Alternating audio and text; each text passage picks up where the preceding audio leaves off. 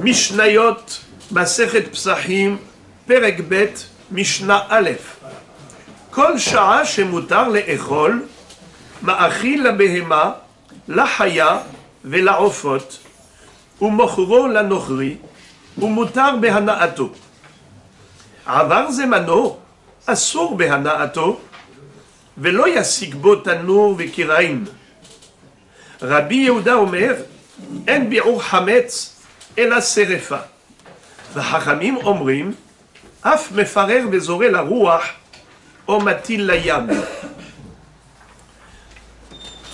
Cette Mishnah nous parle de ce qui est permis de faire le 14 Nissan le matin. On sait que la Torah nous a interdit de posséder du Hametz pendant Pessah. On doit l'éliminer avant Pessah. Mais à quel moment, Bediouk?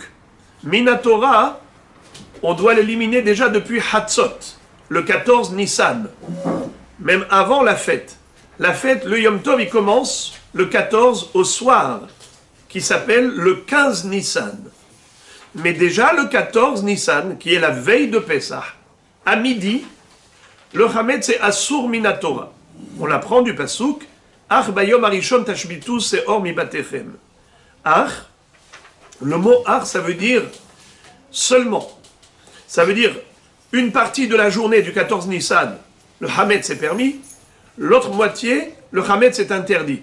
Donc, Minatora, on aurait pu garder le Hametz jusqu'à midi, et à midi, on fait Bi'ur. On a pris des précautions. Nahon, seulement les Hachamim ont pris des précautions, bravo, et ils nous ont interdit de manger le Hametz 2 heures avant Hatzot, et ils nous ont interdit de profiter du Hametz 1 heure avant Hatzot. Et donc, il faut le brûler quand? 1 heure avant Hatzot. Ça, c'est Midera-Banan. Le Bi'ur Hametz Midera-Banan, c'est 1 heure avant Hatzot.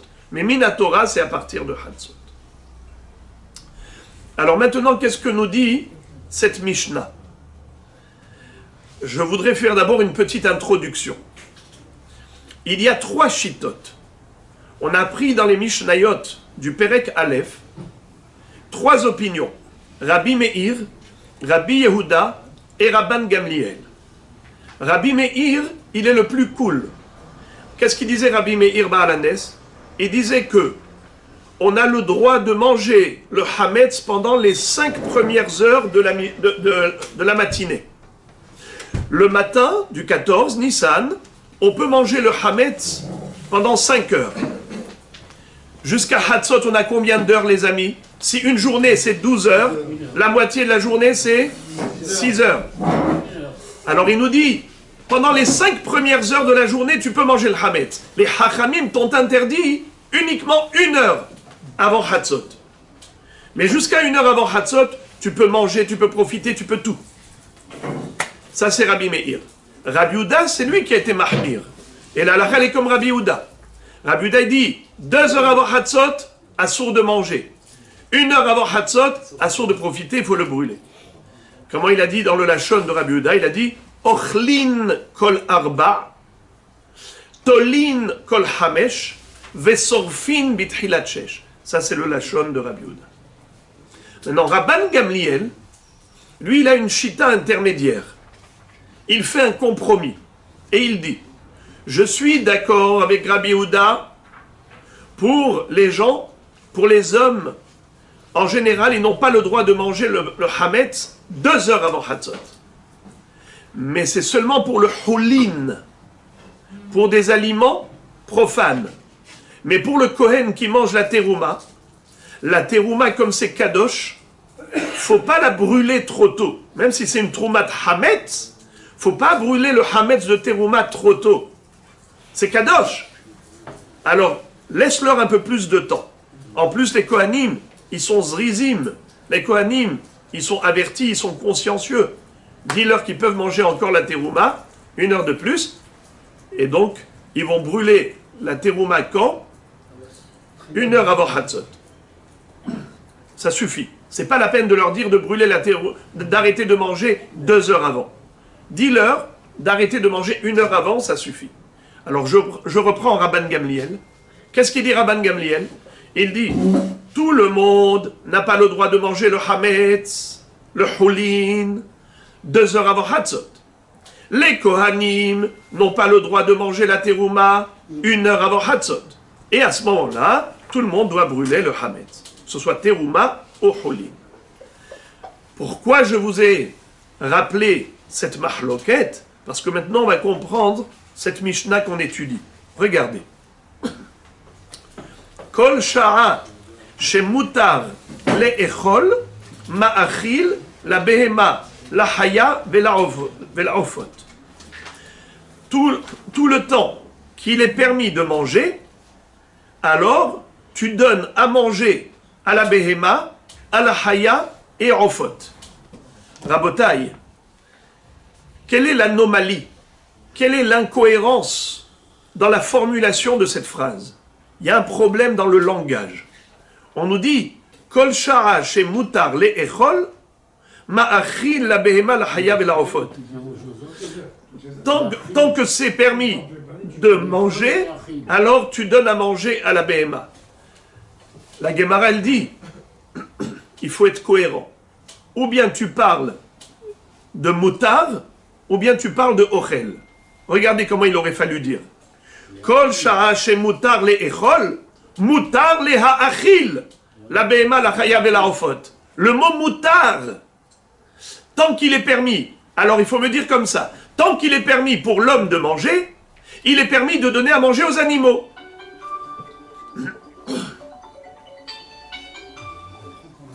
Puisque tu parles de mutar pour l'homme, alors parle de mutar pour la behema. Maintenant, si tu veux pas parler de mutar, tu veux dire de manière plus directe, alors il fallait écrire comme ça. Kol shara she ochel ma'achil. Kol shara she ochel ma'achil. Tant que l'homme mange, il donne à manger. Mais pourquoi au niveau de l'homme tu as parlé de mutar et au niveau de la behema tu as parlé de ma'achil? Ou bien tu parles de ce qui est permis, alors tu me parles de permis pour l'homme, permis pour la bête, ou bien tu me parles de l'action de manger, alors tu parles de l'action pour l'homme, tu parles de l'action pour la bête. Parce que le Rabbeinu Akadosh, Rabbi Yehuda Hanassi, c'était quelqu'un d'extrêmement précis. Medayek ou medakdek bilshono. Un homme ne doit pas parler avec un langage farfelu. Quand tu parles, sache que ta langue, c'est la plume de ton cœur. Tu dois peser tes mots. C'est le poids des mots. Donc lorsque tu dis quelque chose, tu écris en plus, ça doit être encore plus précis. Alors pourquoi il a écrit ça? Alors écoutez ce que nous dit la Gemara. La Gemara nous dit que ici, au travers du mot mutar, on a compris que cette Mishnah, elle est posek comme Rabban Gamliel. Qu'est-ce qu'a dit Rabban Gamliel? Que le Kohen, il a le droit de manger la teroumat hametz plus longtemps que les Bnei Israël ont le droit de manger choulin. Alors maintenant on comprend. Kol sha'a shemutar la Kohen le echol bitrouma ha Israël ma'achil la behema la haya ve la ofot. Dosidos. Ok les tzadikim, voilà ce qu'on a voulu dire, c'est que cette Mishnah, elle va d'après Rabban Gamliel. Shou mehalek ben teruma lechulin. Lachen katavnu lashon mutar, kol shara shemutar leechol, למי זה מתכוון? לכהן, שהוא מותר לו בזמן שהישראל אסור לו. אז כל זמן שמותר לכהן לאכול, אז אפשר לתת לבהמה. Ça veut dire que pour la behema, on peut lui donner à manger du hametz, même 1 heure après que l'homme n'a pas le droit de manger. Ça veut dire que l'homme, normalement, un homme classique, n'a pas le droit de manger choulin hametz. Il n'y a que le Kohen qui a le droit. Mais les autres, à part Kohen avec la terouma, on n'a pas le droit de manger le choulin. Eh bien, il te dit, mais pour donner à manger à la bête, c'est comme le Kohen pour la terouma. Umochro la nochri. Qu'est-ce que ça veut dire Umochro la nochri? On a le droit de vendre au goy. C'est quoi le chidouche? au mutar be'ana'ato, et tu as le droit d'en profiter. Eh bien, dis-moi que tu as le droit d'en profiter. Ma chidouche, de dire ou mochro la nochri. Tu as le droit de vendre goy. Mais si j'ai le droit d'en profiter, donc j'ai le droit de vendre goy, le hametz à cette heure-ci. Eh bien, le hidouche, c'est que cette Mishnah, elle veut exclure l'opinion de Bet Shammai. Bet Shammai, eux, ils pensent que le bi'ur hametz, ça suffit pas de donner au goy. Quand on arrive ici, le 14 Nissan, et qu'on a une mitzvah de bi'ur hametz, il faut être mevarer otomina olam. Il faut carrément l'éliminer. Mais si tu le donnes au goy ou tu le vends au goy, le goy, lui, il va le garder. C'est pour cela que la Mishnah nous dit, la halacha, elle n'est pas comme Bet Shammai. Elle est comme Bet Hillel. Tant que tu as le droit de profiter du hametz, tu peux le vendre au goy. Et même si tu sais que le goy, il va le garder à Pessah, ce n'est pas ton problème. Car le hametz, il n'est plus chez toi. Il est chez le goy. Tu n'as pas d'obligation de l'éliminer. Ou comme disent Bet Shammai, il faut lui vendre dans une période où tu es sûr qu'il va le manger avant Pessah. Pas besoin de ça. Même si tu es sûr que le goy, il va le garder pendant Pessah, toi, tu l'as vendu avant Pessah, no problème. D'ailleurs, les amis, la rabbanoute, ici, la rabbanoute, à quelle heure elle vend? Vous savez à quelle heure elle vend la rabbanoute ici? Une fois que plus personne ne peut manger le hametz, à ce moment-là, on a dit qu'il y a une heure où on peut encore profiter, on peut vendre au goy, c'est à ce moment-là que la rabbanoute, elle vend. J'étais là ici avec le Rav Kalman Ber, Shlita, ici à la rabbanoute de Natania. Il y a un goy qui vient et il dit, moi je suis un goy la mehadrine. Ça veut dire, c'est sûr que je suis un goy. il parle hébreu et il dit que son origine, elle est de la ville de Belz. Alors ça fait rigolo, ça fait un peu rire parce que les chassidim de Belz, c'est une chassidoute. Il était de la ville de Belz et donc c'est un goy avec une terouda de goy qu'on est sûr à 100% qu'on vend. Et non pas comme malheureusement on raconte une histoire qu'il y avait une fois à Bnei Brak, quelqu'un que on le considérait goy, et c'était le Shabbos goy, le goy de Shabbat, et il paraît qu'avant de mourir, il a avoué qu'il était juif. Mais comme il gagnait de l'argent, quand les gens lui demandaient des services Shabbat, alors après il lui donnait un pourboire. En tout cas, voilà. Donc, qu'est-ce que je voulais vous dire par là? Que la Mishnah nous permet de vendre au goy dans l'heure qui précède le bi'ur. Bien qu'on n'ait pas le droit de manger, on a le droit de profiter et même de vendre au goyim, même si on sait que le goy va le garder sur hametz. Au mutar be'ana'ato, permis de profiter. Boker tov. Mais si tu as dit que tu peux donner à manger aux animaux, tu as dit que tu peux vendre au goy, donc mutar be'ana'ato, c'est inutile. Permis d'en profiter. Et voilà, tu as déjà profité, alors je ne vois pas quelle est la nécessité de rajouter ces deux mots. La Gemara va dire que le hiddush, il est que haracho kodem zemano mutar bahana'a le ahar zemano. Qu'est-ce que ça veut dire? Si moi j'ai pris du hametz et je l'ai carbonisé avant Pessah, et donc maintenant c'est plus du hametz, c'est du charbon, mutar, les hénotes de ce charbon pendant Pessah. Parce que ce n'est plus du hametz. Il n'est plus raoui la achilat kelev. Même un chien ne peut pas manger ce charbon. Étant donné que ce hametz, il est nifsal me achilat kelev, alors il n'y a plus l'interdiction d'en profiter parce que c'est plus du hametz. Attention, c'est seulement im haracho lifne zemano, c'est-à-dire avant le zman de Issour. Mais si le zman de Issour est arrivé, et le hametz, il était là. Toi, maintenant, tu viens et tu vas le mettre dans le feu, tu vas en faire du charbon, et après tu veux profiter de ce charbon pour le mettre dans le barbecue. Ça, c'est assour, parce que ça s'appelle que tu profites du hametz lui-même. Car quand Pessah est arrivé, c'était encore du hametz. Quand la Mishnah te dit mutar behana'ato, c'est uniquement si à l'entrée de Pessah c'était du charbon déjà. Haracho kodem zmano mutar behana'ato le'achar zmano. סליחה? איזה הנאה יש לו מעבר? אז יש שני סוגי הנאות. קודם כל, זה חריכה, זה יכול להיות פחם. ואפשר לשים את זה ברבקיו, לעשות על האש. זה הנאה אחת. הנאה שנייה, אפילו אם זה אפר, פעם ככה היו אנשים חיים, לא היה להם ריצוף על הרצפה, אז מה היה? היה חול.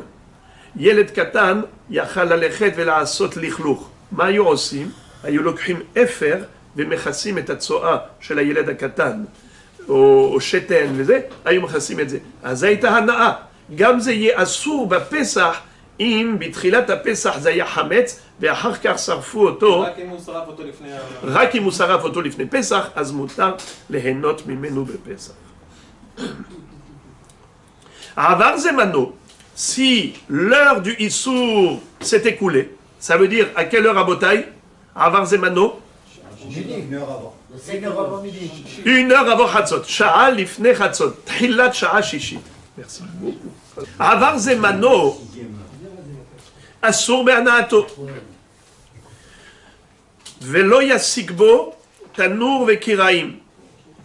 C'est quoi le chidouche qui n'a pas le droit de comment on appelle ça, de se servir de ce hametz comme combustible pour chauffer son plat. À l'époque, il mettait du charbon dans le four.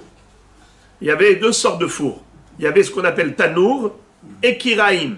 Kiraim, c'était une sorte de tanour, mais en double volume. On pouvait mettre deux marmites en haut, parce qu'il y avait deux trous en haut du tanour. On mettait dans chaque trou une marmite, et il y avait en dessous le combustible. Makom shvitat shtekederot. Est-ce que j'ai le droit de prendre du hametz et le jeter dans le feu? Et au moment où je le brûle, j'en profite. Alors, c'est ça le hidouche. Velo yasik botanur vekiraim. Pendant Pessah, tu n'as pas le droit. Même si ta kavana, c'est de faire la mitzvah de bi'ur hametz d'après Rabbi Yehuda, comme on va voir tout de suite que d'après Rabbi Yehuda, en bi'ur hametz et la serefa. Eh bien, toi, tu as une kavana, les shem mitzvah, tu fais bi'ur hametz, c'est vrai, mais c'est mitzvah ba'avera. En même temps que tu fais la mitzvah de bi'ur hametz, tu fais la avera de profiter du hametz. Parce que tu l'utilises comme un charbon. Lo yasik bo tanur vekiraim. Faut pas qu'il s'en serve comme combustible pour le four et pour la plaque chauffante. Rabbi Yehuda Omer, en bi'ur hametz ela serefa. V'hachamim omrim, af mefarer vezore la ruach, o matil la yam. Mahloket. Comment on fait bi'ur hametz? D'après Rabbi Yehuda, uniquement esh. Ah la esh. Il faut brûler le hametz. Ça c'est Rabbi Yehuda. D'où il apprend? Il apprend du din de notar. La Torah nous dit que l'agneau pascal, korban pesach, lototiru mimenu ad boker. Ve'anotar mimenu ad boker ba'esh tisrofu. Ou ba'esh isaref. C'est-à-dire que le notar, c'est la viande du korban qu'on n'a pas mangé en temps et en heure. Premièrement, c'est assourd de laisser de la viande du korban jusqu'au lever du jour. Mais si il en reste, il faudra le brûler. Assourd de manger, ça s'appelle notar. Notar, le reste. Celui qui mange du notar, qu'est-ce qu'il est hayav? Karet. Il est passible du retranchement. C'est très grave. Alors Rabbi Yehuda dit comme ça. Notar, hayav karet. Notar, tu dois le brûler. Notar, tu ne dois pas le garder chez toi, l'autotirou. Alors il dit que c'est la même chose que Hametz. Hametz, lo yera'e velo imatse. Il y a une mitzvah de tashbitu, de brûler, c'est-à-dire, de l'éliminer. Il y a Issur karet. Celui qui mange du Hametz à Pesach, il est hayav karet. Alors c'est comme notar. Si notar, ba'esh tisrofu, alors même le Hametz, ba'esh tisrofu. C'est comme ça que Rabbi Yehuda, il a comparé le Hametz au notar. Comme notar, il faut srefa, Ainsi, Hametz, En Be'ur Hametz et la Srefa. Hachamim ne sont pas d'accord. Hachamim disent Hashbatato bechol davar, af mefarer vezore la ruach omati layam. Pour Hachamim, tous les moyens d'élimination sont valables. Et c'est ça la halakha. La halakha, elle est que on peut éliminer le Hametz par tous les moyens possibles et imaginables. Af mefarer vezore la ruach. C'est quoi mefarer?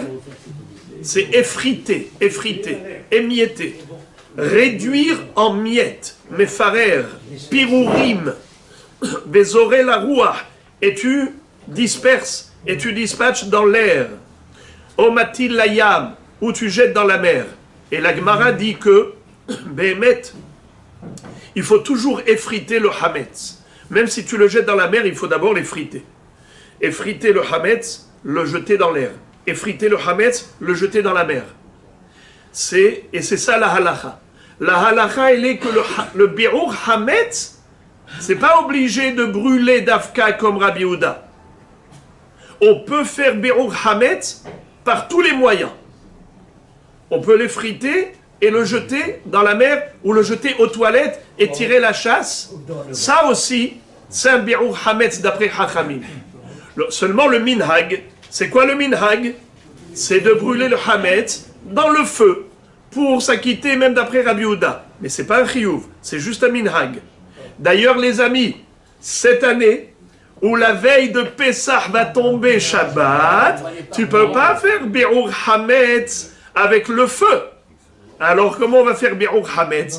Par les autres moyens. Alors il y a ceux qui vont mettre dedans de la javel ou economica, il y a ceux qui vont mettre dans les shirutim et ils tirent la chasse, les miettes de pain qui vont rester le Shabbat matin,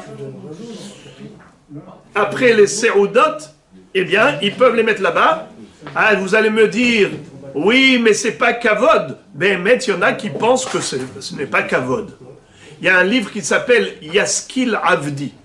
Lui, il dit, c'est pas kavod de jeter le Hametz aux toilettes et de tirer la chasse. D'autres disent, c'est vrai qu'en temps normal, c'est pas kavod, mais quand la Torah nous dit que c'est Be'ur Hametz, il faut être mevarer le Hametz par tous les moyens, eh bien, tous les moyens qui sont à notre portée, on va les utiliser. Et la meilleure façon, c'est au travers, justement, des toilettes, c'est la meilleure façon de l'éliminer. C'est parce que, comment? On peut le donner au voisin. Ou bien, les friter avant. Ou le mettre sur le balcon, c'est tout. Non. Parce que si on le met sur le balcon, il est encore chez nous. Alors, on ne l'a pas éliminé.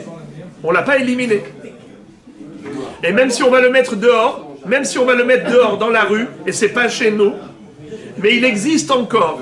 Ça veut dire que il n'est plus à nous. Il n'y a plus de baliera et baliematsé, mais on n'a pas fait la mitzvah du bi'ur. La mitzvah, c'est de l'éliminer. Bi'ur.